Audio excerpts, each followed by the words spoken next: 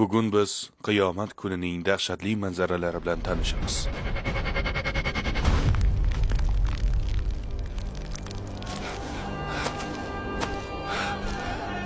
Qiyomat kunining boshlanganini bildirib baland bir ovoz eshitiladi. Alloh taolo Isrofil alayhissalomni tiriltirib, surni ikkinchi marotaba chalishni buyuradi. Sirot ko'prigi hisob-kitob tugagach, jahannam uzra jannatga olib boruvchi ko'prik quriladi. Ikki tomonida ilmoqlar osilib turibdi. Har biri o'ziga buyurilgan kishini ilib olish uchun tayyor. Yo'q! Yordam beringlar! Yo'q! Ovozlar Rahman haybatidan jim qolmish. Qadam tovushlaridan boshqa hech narsani eshitmassiz. Bu kunda ularning og'izlariga uramiz. Nima kasb qilganlari haqida bizga qo'llari so'zlar, oyoqlari guvohlik berar. Dunyo hayoti tugadi. Birin-ketin barcha farishtalar, hatto o'lim farishtasi ham vafot etdi. Ana endi hammasi boshlanmoqda. Va sur chalindi. Bas ularning hammalarini jamladik. Mahshar maydonida odamlar qayta tirilmoqdalar. Bashariyatning ilk boshidan beri o'lgan barcha insonlar birma-bir qayta tirilmoqda. Biz bilgan dunyo endi yo'q. U butunlay boshqa ko'rinishga o'zgargan. Bu darajada cheksiz tekislikni umringizda hech qachon ko'rmagansiz. Odamlar 1000 yillab kutadilar. Har bir kishiga amallar kitobi berilib, hisob-kitob uchun chaqiriladi. Ularning har bir amallari mezon tarozisida tortiladi. So'ngra sirot ko'prigi quriladi va nihoyat oxiri do'zax yoki jannat bilan tugaydigan yo'l boshlanadi. Insonlar birin-ketin barcha ishlarga guvoh bo'lishadi.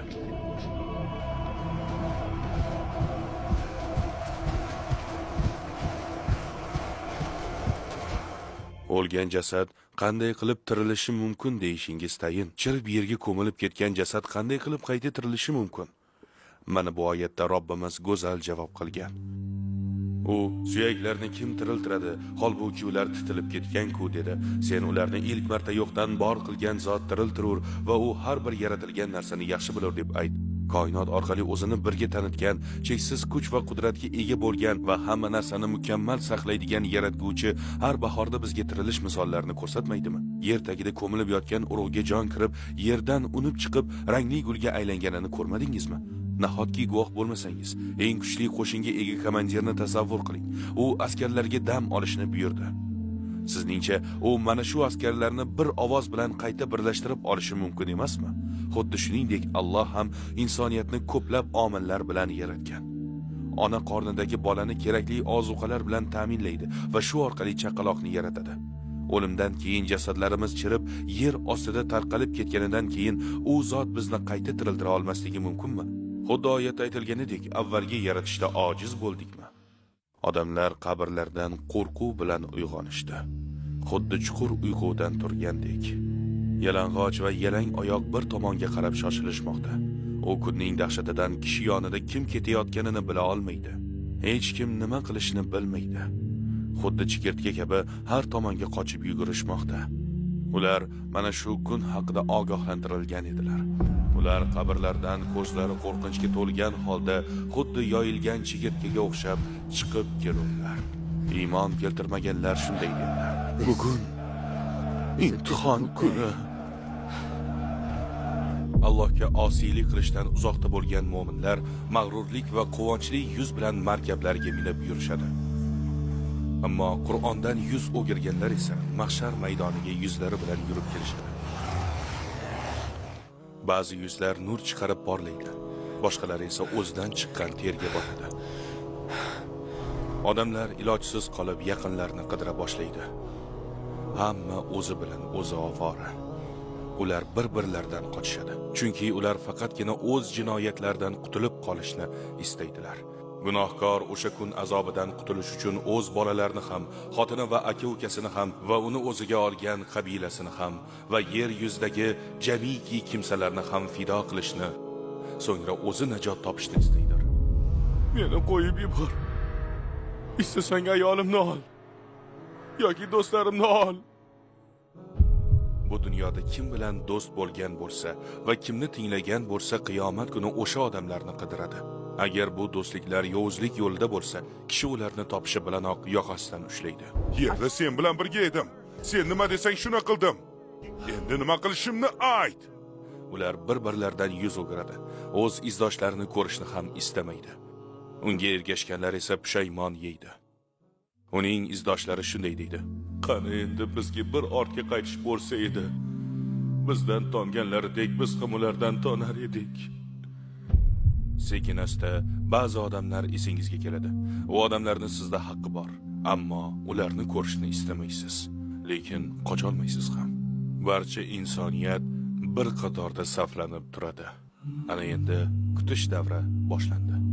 Odamlar chiday olmasdan bu holat qancha davom etar ekan deyishadi.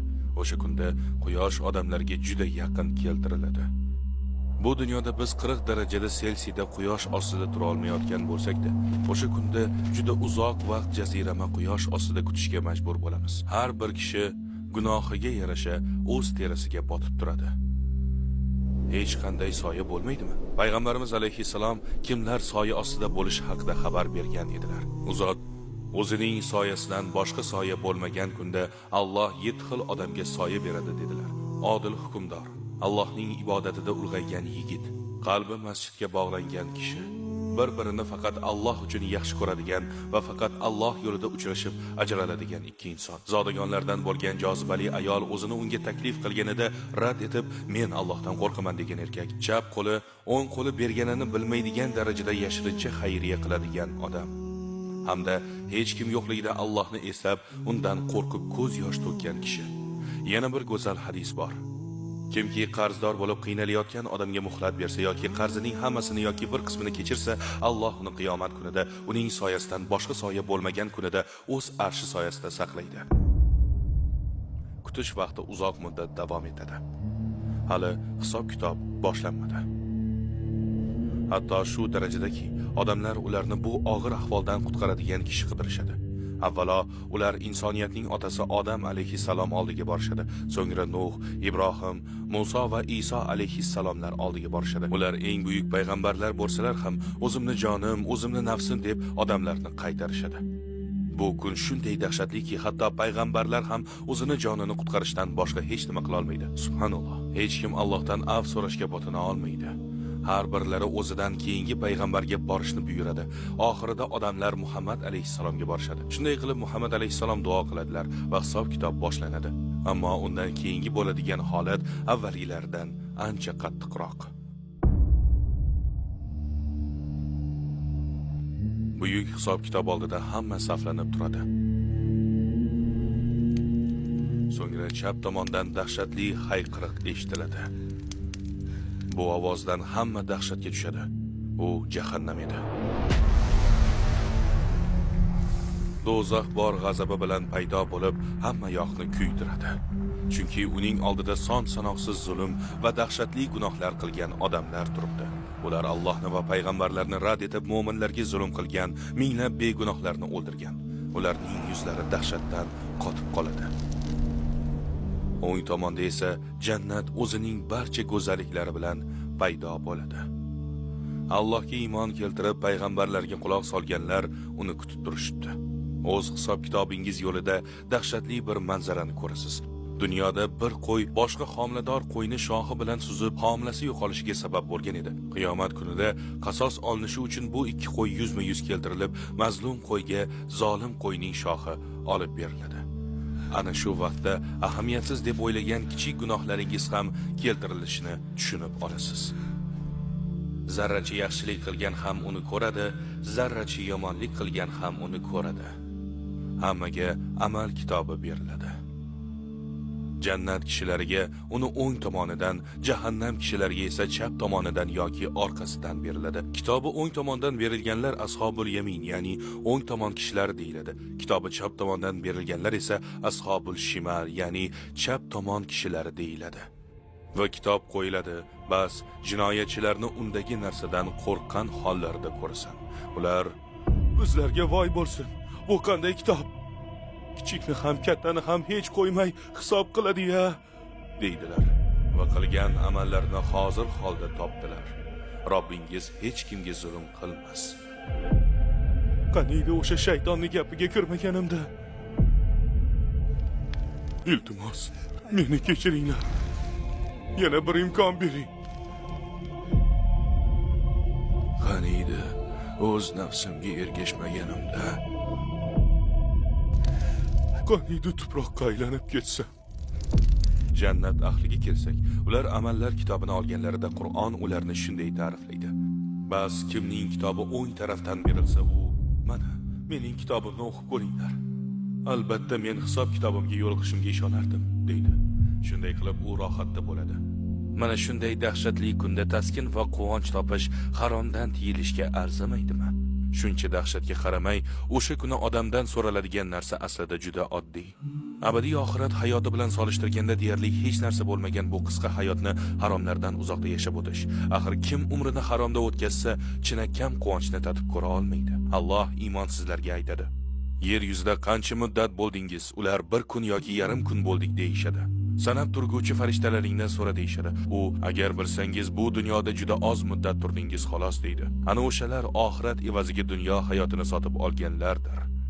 Bas ulardan azob yengillashtirilmaydi va ularga yordam ham berilmaydi. Endi iymon keltirishni tark etganlar, ular jahannamga uloqtiriladi va qaytib chiqarilmaydi. Qilgan jinoyatlarning darajasiga qarab beriladigan jazolar ham qattiq bo'ladi. Va albatta eng yomoni, ularni yaratgan zot Allohni hech qachon ko'ra olishmaydi. Endi faqat bir narsa qoldi. Sirot ko'prigi. Jannatga olib boruvchi yo'l jahannam uzra qurilgan. Iymonlilar, iymonsizlar va gunohkorlar hammalari mana shu ko'prikdan o'tishadi. Jannatga borishning boshqa yo'li yo'q. Ushbu ko'prikdan avvalo Muhammad alayhissalom va uning ummatlari o'tishadi. Amaliga qarab ko'prikdan hamma har xil o'tadi. Ba'zilar yashin tezligida, ba'zilar shamol tezligida, ba'zilar esa yura olmay emaklab o'tishadi. Sirotning ikki tomonida ilmoqlar bor. Ular ba'zi odamlarni ushlab qolishadi. Yo'q!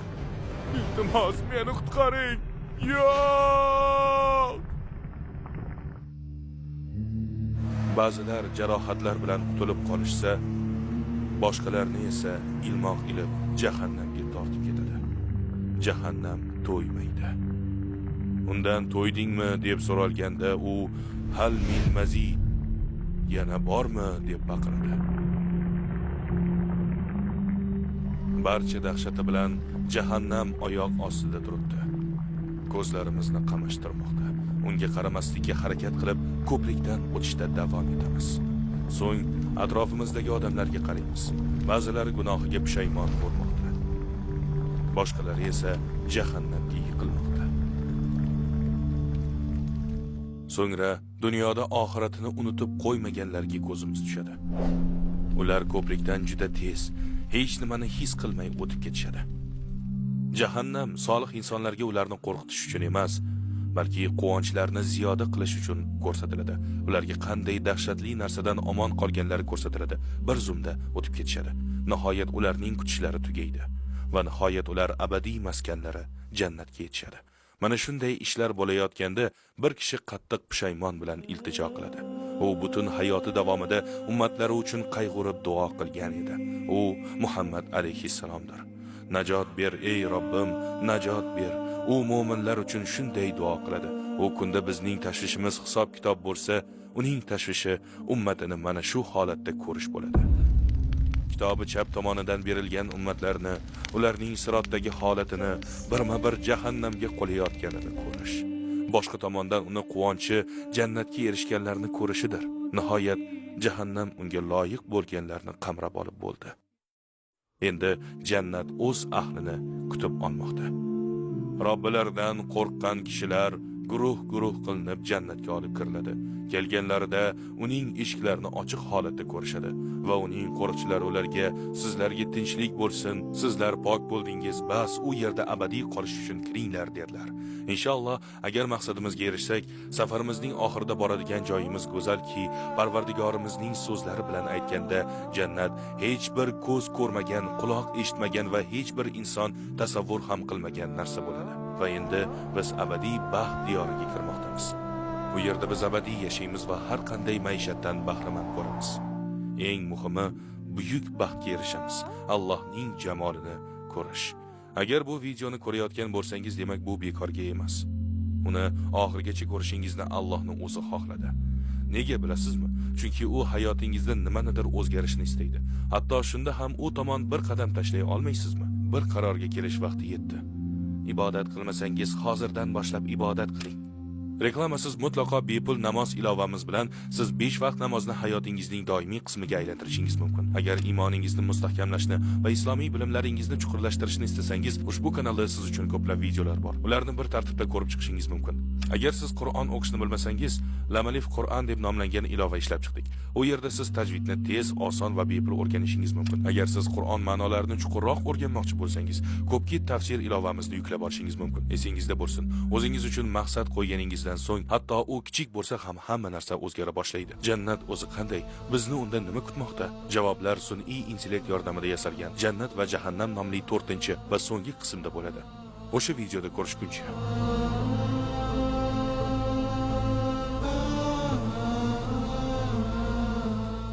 Biror nimani payqadingizmi? Bu video davomida reklama ko'rmadingiz. Towers Eternity notijorat tashkilot bo'lgani uchun ushbu videolarni sizning yordamingiz bilangina ishlab chiqara olamiz. Solih amalga sherik bo'lishni istasangiz, loyihamizni qo'llab-quvvatlash imkonini qo'ldan boy bermang.